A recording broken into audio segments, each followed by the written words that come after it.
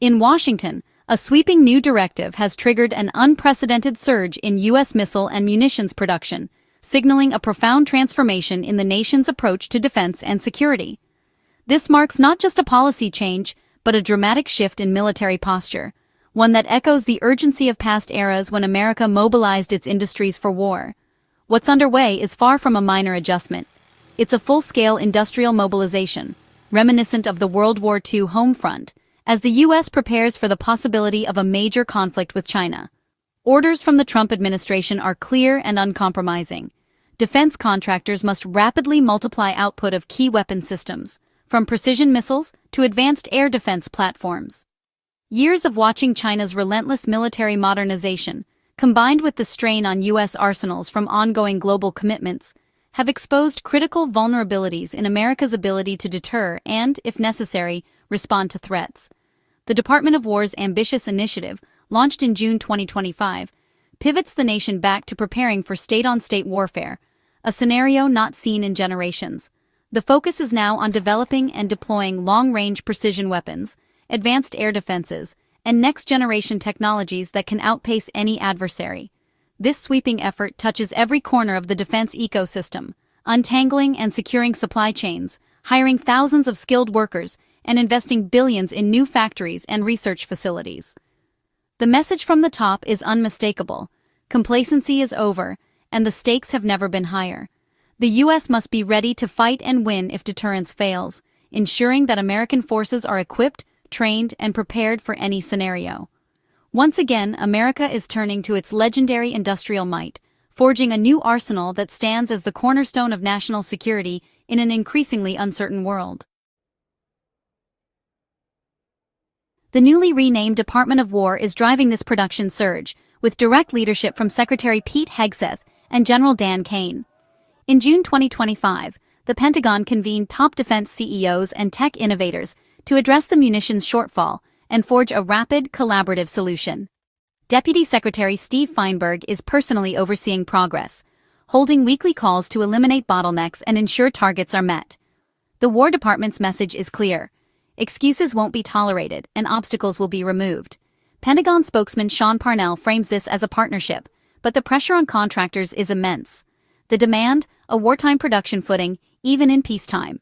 America's defense industry is being pushed to deliver at unprecedented speed. At the center of this effort is the Munitions Acceleration Council, a high-level task force led by Secretary Hegseth and General Kane. The council coordinates the surge, focusing on 12 critical weapon systems for a potential Indo-Pacific conflict. These include long-range anti-ship missiles, advanced air-to-air missiles, and precision-guided bombs, a key target quadrupling production of Patriot missile defense systems to counter China's missile arsenal. The Council's work goes beyond orders. It analyzes supply chains, onshores key inputs, and invests in new manufacturing tech. The goal? A resilient, efficient industrial base that can sustain high-intensity combat. This is a long-term investment in America's ability to arm itself for the future. The push to ramp up missile production is a direct response to depleted U.S. stockpiles, drained by years of supporting Ukraine and backfilling Israel during recent conflicts. These crises exposed how quickly modern warfare consumes advanced munitions and revealed dangerous gaps in U.S. readiness. Planners now realize a fight with China would burn through weapons at unprecedented rates, risking a scenario where America simply runs out. The empty bin problem, running out of a critical munition with no replacements, has become a central fear. This isn't just logistics, it's a strategic vulnerability that could cripple U.S. operations. The current surge is a race to refill and expand stockpiles, ensuring U.S. forces are ready for a prolonged fight. The lesson is clear. Modern wars demand deep, resilient arsenals. America is determined not to be caught unprepared again.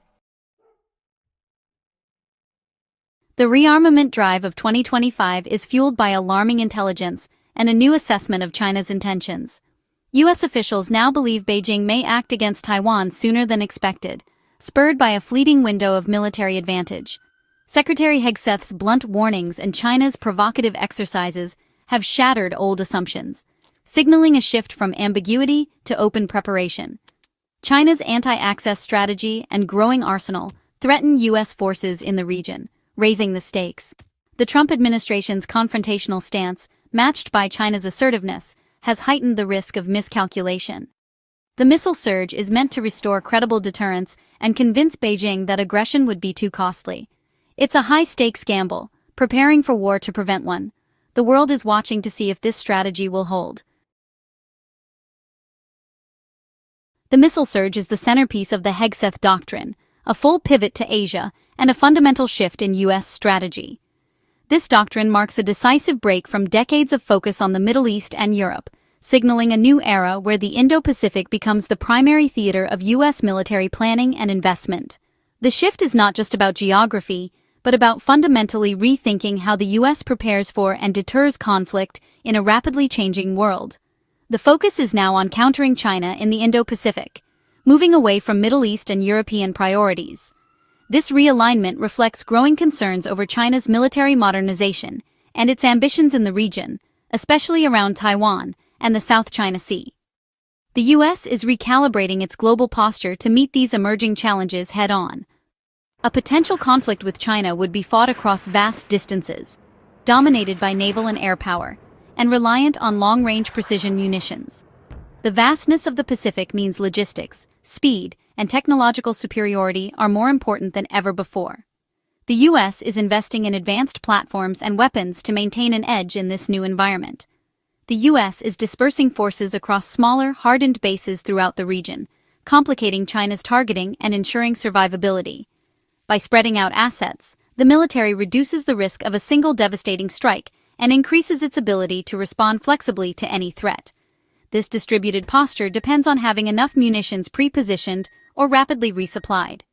Robust logistics and resilient supply chains are now as critical as firepower, ensuring that U.S. forces can sustain operations even in a contested environment. The goal: rebuild credible deterrence by showing both the will and the means to intervene in a Taiwan crisis.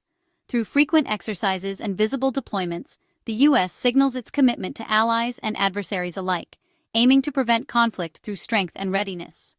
By dramatically rearming and investing in Pacific-focused capabilities, Washington aims to alter Beijing's calculations. New technologies, increased production of advanced missiles, and a surge in defense spending all serve to reinforce America's resolve and ability to project power in the region. The message: the risks of aggression are too high. Through a combination of military might and diplomatic engagement, the U.S. seeks to deter conflict and maintain stability in one of the world's most volatile regions. The missile surge is the sharp tip of America's new strategic spear, embodying a broader transformation in how the U.S. approaches security and deterrence in the Pacific. This new posture is designed to keep the peace, but also to be ready for whatever challenges may arise. China has responded to America's buildup with sharp condemnation, calling it provocative and destabilizing. Beijing's official narrative paints the U.S. as the aggressor, seeking confrontation and threatening regional peace. Rear Admiral Hu Gangfeng and Chinese state media dismiss U.S. warnings as fabricated, accusing Washington of stirring trouble in Asia. Yet behind the rhetoric, China is watching the U.S. surge with concern, reassessing its own timelines and strategies. The American rearmament challenges China's assumptions about declining U.S. power. In response, China is likely to accelerate its own military programs, expanding missile production, developing hypersonics, and growing its navy. This risks triggering an arms race, with both sides striving for advantage. Each side's defensive moves are seen as threats by the other, fueling a dangerous cycle of escalation. The Indo-Pacific is entering a new, more unstable era. America's missile surge reverberates worldwide, reshaping alliances and global security. Indo-Pacific allies welcome stronger U.S. guarantees, but fear being drawn into conflict and targeted by China. They must balance security needs with economic ties to Beijing, navigating a precarious path. In Europe, the U.S. pivot leaves allies more responsible for their own defense, accelerating calls for strategic autonomy. Globally, the move signals the end of the post-Cold War era and the start of renewed great power competition. Other nations may join the arms race, increasing the risk of regional conflicts escalating. Massive defense spending diverts resources from global challenges like climate change and development. The world faces a more militarized, uncertain future. As U.S. industry shifts into high gear, The nation's factories are working overtime, producing advanced weaponry and defense systems at a pace not seen in decades. This surge in manufacturing is not just about building arms, it's a signal to the world that America is preparing for a new era of uncertainty. The world stands at a crossroads of confrontation and competition, where old alliances are being tested and new rivalries are emerging. Tensions ripple across continents, affecting not just governments, but ordinary people everywhere. The US and China are locked in a security dilemma, each side wary of the other's intentions, each move scrutinized and met with counter-moves. The balance of power is delicate, and mistrust runs deep. Each side's defenses are seen as threats by the other, fueling a cycle of escalation that is difficult to break. The buildup of military technology only heightens the sense of vulnerability. Avoiding catastrophe will require renewed diplomacy, crisis management, and strong alliances. Leaders must find ways to communicate, to de-escalate, and to build trust in a world where suspicion is the norm. America's strategy depends on allied cohesion, on the ability to unite partners around a common vision for security and stability. Convincing partners that this is about a free and open order, not just U.S. interests, will be crucial. The stakes are global, and unity is more important than ever. The economic impact is profound. Jobs and growth are on the line, as entire industries pivot to support the defense effort. Yet this transformation comes at a cost, reshaping communities and livelihoods. There is also a massive diversion of resources and a deepening U.S.-China decoupling as supply chains fracture and economic ties unravel, leaving uncertainty in their wake. The Trump administration is betting that overwhelming strength will deter war, believing that visible power can keep adversaries at bay and maintain peace through dominance. But the risk is that it could provoke one. As of October 2025, the world holds its breath, watching for signs of either reconciliation or escalation. The world watches to see if this surge will secure peace, or if it will push the great powers closer to the brink. The coming months will be critical, as military preparations intensify and leaders weigh their next moves. The choices made now could echo for generations.